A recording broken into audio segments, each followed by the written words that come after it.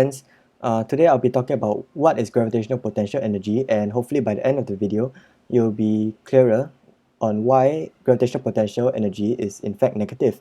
So you might be familiar with the expression V of R equals to minus big G big M small m over R, and because R is greater than 0, you realize that whatever value of R you substitute into this function V, you always get a negative number, and then that means that gravitational potential energy is always negative, and that might be a bit confusing because we are often comfortable with the idea that there's some positive energy, right? So hopefully today I want to motivate the existence of this gravitational potential energy function and explain to you what this GPE really is used for, and hopefully once you understand the motivation of this GPE, it will be clearer to you why it is not troubling at all that GPE can be negative. So let's just first start off with the concept of work done in a gravitational field. So let's say we have a certain mass, big M, and when you have the presence of this mass, there'll be a gravitational field associated with it. These should be straight lines, but yeah. So then when you have another mass M, then Newton's law of gravitation will then say that F in this direction is a function of the distance from this mass is equals to minus G M over R squared. Sorry, it will be positive here because I've indicated direction over here. So the whole essence of why this function of GPE exists is because of the concept of work done. So when you have a force field, a natural question to ask is, can you move this mass M from a point A? Okay, let me just erase this force function. Let's say it starts off from a point A and goes to a point B. A question to ask when you have this gravitational force is, what happens when you move this mass from a point A to a point B? Well, there will certainly be a certain work done, and the work done is defined to be the integral as you go from A to B, the force you exert dot dr, dot direction you travel. So for example, if this mass was quite heavy and I had to move it from point A to point B, perhaps it will take 10 joules of energy, 10 joules of work. So that is the work I have done on the mass. So I am the external agent that have exerted the force on the mass to move it from point A to point B in the presence of this gravitational field, and in so doing I have done a certain amount of work. So that is the concept of work done. So naturally, work done will depend on a few things. Because of this integral over here, you can see that work done depends on, number one, it depends on A, depends on where you start from. Number two, it depends on B, and number three, it depends on the path you take when you push this mass. And the upshot of this is that the work done in a gravitational field actually does not depend on the path taken. And this is actually not at all obvious because there's a concept of conservative and non-conservative forces. So let me just write over here, because the work done in a gravitational field does not depend on the path taken, we can say that gravitational force is a, my pen is lagging, sorry, is a conservative force. And what does it mean to be conservative? So let's go over to Wikipedia. So you see, a conservative force is a force with the property that the total work done in moving a particle between 2 points, in our case A and B, is independent of the path taken. And that means that no matter what path I take as I go from point A to point B, if I took this path, the work done will also still be 10 joules. If I took another path, let's say a bit more crazy this time, it will also be 10 joules. So you can see it is a mathematical, it is a result of the gravitational force field that the work done as you go from a point A to B does not depend on the path taken. So now, because it does not depend on the path taken, it seems we can define a certain function that associates every single point in space a number. So what this means is that, let's say I associate point A with the number 5 joules, and then I associate with point B a number 15 joules. Then what I can then say is that because I've associated with point A 5 joules and with point B 15 joules, if I want to find the work done to go from point A to point B, I just take the difference between the 15 joules and the 5 joules. So this is at B and this is at A, and that will give me accurately the work done. Now, of course, the existence of this function that associates with point A with 5 joules and associates point B with 15 joules is purely due to the fact that the work done does not depend on the path taken. In other words, it's purely due to the fact that gravitational force is a conservative force, as you can see here. Gravitational force is a conservative force. You see, if gravitational force was not conservative, meaning that the work done as I went from point A to point B depended on my path taken, then it will simply not work, because if I take 15 minus 5 is 10, right? Well, in some paths, let's say it is 10, but in other paths, the answer might be different. So that is what they mean when they say the force is not conservative, in that sense that the work done is path dependent. So you can see, if the force is not conservative, then defining a scalar potential energy is not possible. So I've already linked the word over here. This function that associates with every point in space a certain energy is the gravitational potential energy. So let me just write it down here. Understanding of GPE. So GPE, it associates with every point in space a certain numerical value, and why is because the work done as you move from a point A to point B does not depend on path taken. Now, the fact that gravitational force is a conservative force is actually might not be really that obvious at all, because there are examples of non-conservative forces. A simple example is frictional force. If you are, let's say we're on a table and I want to move a certain let's say a pepper bottle from point A to point B, then if I take a long path, you see that the work done against friction is much greater than if I just took a shorter path. So what this means is that frictional, just an example of there's an example of a non-conservative force is frictional force.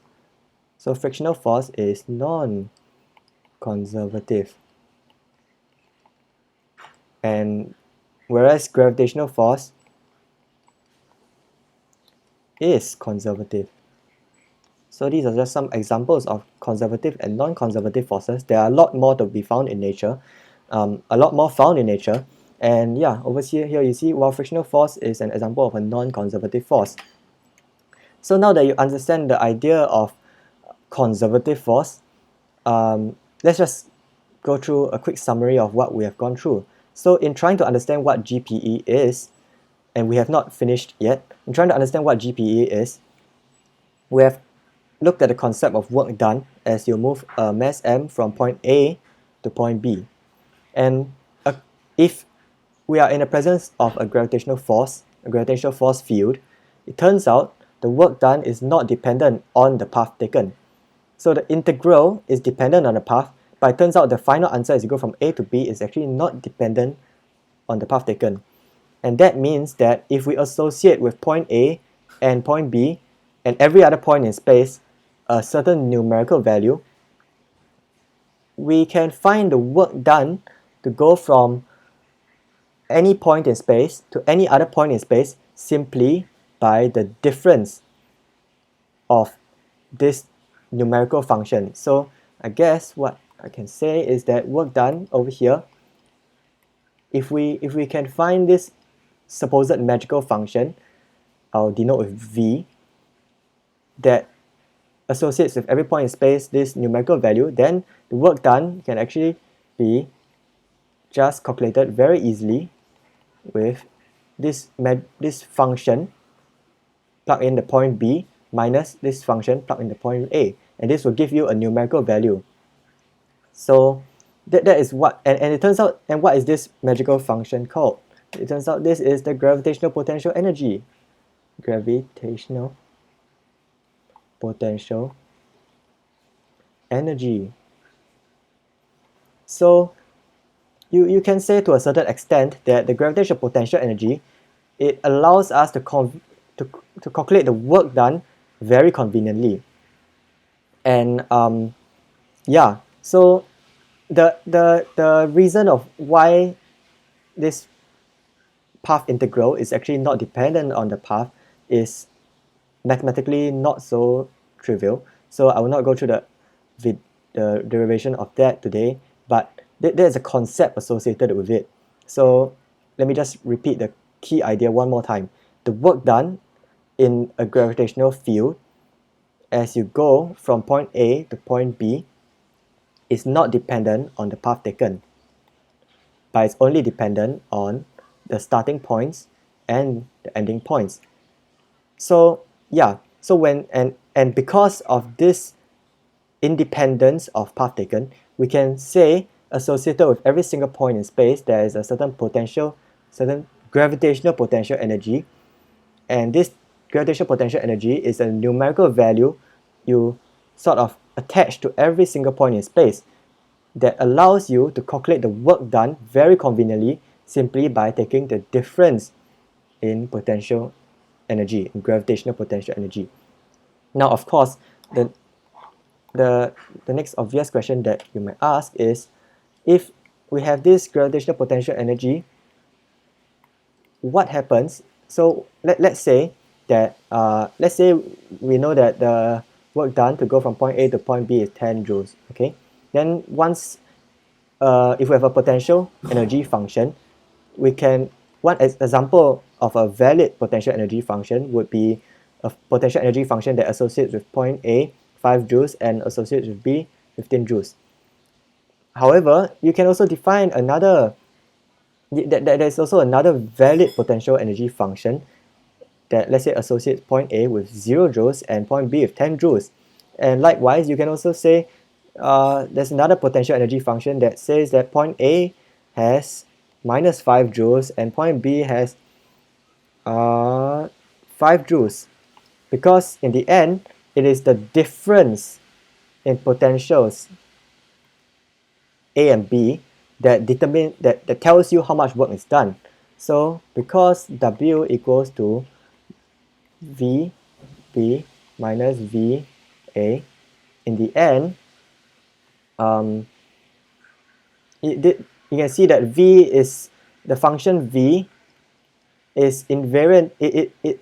A function V is determined up to a constant, meaning if you do, if let's say V be associated, let's say it's 5 versus, let's say it's 15 versus 5, or let's say it's 10 versus 0, or let's say it's 5 and minus 5, it doesn't matter, because in the end the work done to be calculated is all 10 joules.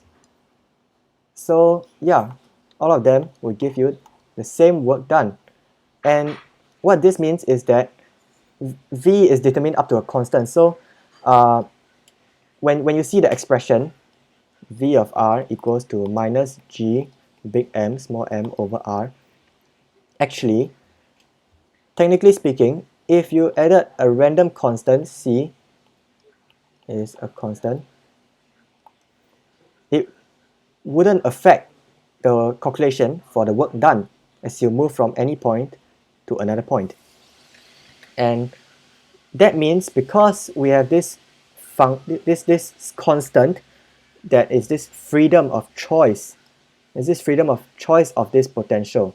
You can say that you can choose the potential at A to be 5 joules, potential energy at A to be 5 joules. You can choose the potential energy at A to be 0, or you can choose it to be minus 5 joules.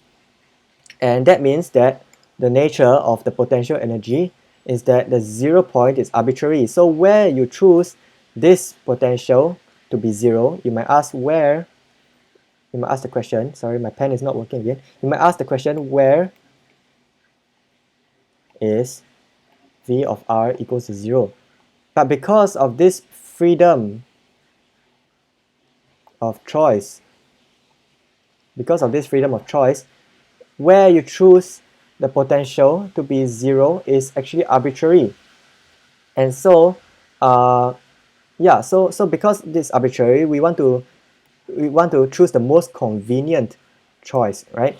So it turns out that the convenient choice for the system of mass m is that you choose V at infinity to be 0. And yeah, so if you choose V at infinity to be, let's say, 5, in the end it also wouldn't matter, because when you calculate the work done between 2 points is simply the difference in potential at the 2 points. So but what we have decided on is that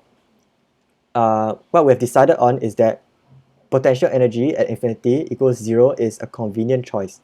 And once again, is a choice. It's not a necessity. It's a choice that you can make to make your life easier. So in summary, because the work done as you move a mass from point A to point B is independent of the path taken, you can take multiple different paths and get the same work done. You associate with every single point in space, including A and B, this numerical function. So you attach a number, a real number, to every single point in space and say that that is the gravitational potential energy there. And then when you want to calculate the work done as you go from one point to another, you just take the potential energy evaluated at one point. So work done as you go from A to B, just take the potential energy evaluated at B minus the potential energy evaluated at A. And we discussed about how this gravitational potential energy function does not depend on this. There's this arbitrary constant that you can add to the potential energy function that does not change the work done, that does not affect the work done calculated, because the work done is a difference between 2 points, between the potential at 2 points. So that is why we can define the potential energy at infinity to be 0. Now we have come pretty much to the end of the video, and I hope that right now it seems much clearer why we say that gravitational potential energy at infinity is 0. It is it's simply a matter of choice. So when you plot the potential energy V of R against R, you get something like that. And then let's say you have a point A and a point B, then the work done to go from point A to point B is simply V of B minus V of A, and that might probably give us something like 10 joules or a certain value. But if you translate, but this choice of 0 at infinity could be different. If you choose V at infinity to be 1, then the graph will look something like that, where the asymptote is at V equals to 1. And then, however, if you take the 2 points in space, it turns out the difference is, it does not make a difference if you where you choose this, how much, it does not make a difference how much you translate this potential energy function. So that is the potential energy function explained graphically. And lastly, you might have a question right now, which is, because this choice is arbitrary, why can't we, in the case, why can't we choose, because this choice is arbitrary, why can't we choose, let's say, potential energy at r equals to 10, let's say, to be 0? Well, sure, you can, but the the reason we chose potential energy at infinity to be 0 instead of some other random point to have potential energy 0 is because it makes our life more convenient. And let me show you a case of another example where there's actually a choice that is not potential at infinity equals to 0. So this is the case of a infinite line of charge. So this is in the case of electromagnetism, but the equations governing electromagnetism and gravity is, and Newtonian gravity is pretty much the same. So it's sort of analogous to each other. But I just want to, I don't want to go too much into the details here, but I just want to say that sometimes in physics we can choose the zero potential to be not at infinity, because in our system we consider maybe the choice of zero potential elsewhere is actually more convenient. So an example of such a system is the infinite line charge. So in an infinite line charge, there's a certain line charge here, and we denote it with lambda. It turns out that you can do the integration of force, and you get that the potential is, there's this ln r term. So you see that this shows the electric potential for a charged wire taken as something, some constants ln r. And you can see that where we in this case, if we choose the constant to be 0, where our point of zero potential is actually at r equals to 1. So so in this case, v of 1 equals to 0, and v of like infinity is actually equals to minus infinity or infinity, and at the same time v of 0 equals to minus infinity.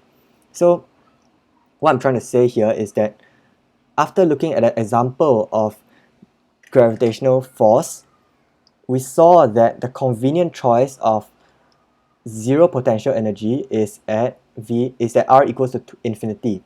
But there are certain cases where the choice of zero potential is actually not at infinity, and this is one perfect example where the choice of zero potential is at r equals to 1. So I hope that that has clarified what the meaning of gravitational potential energy is.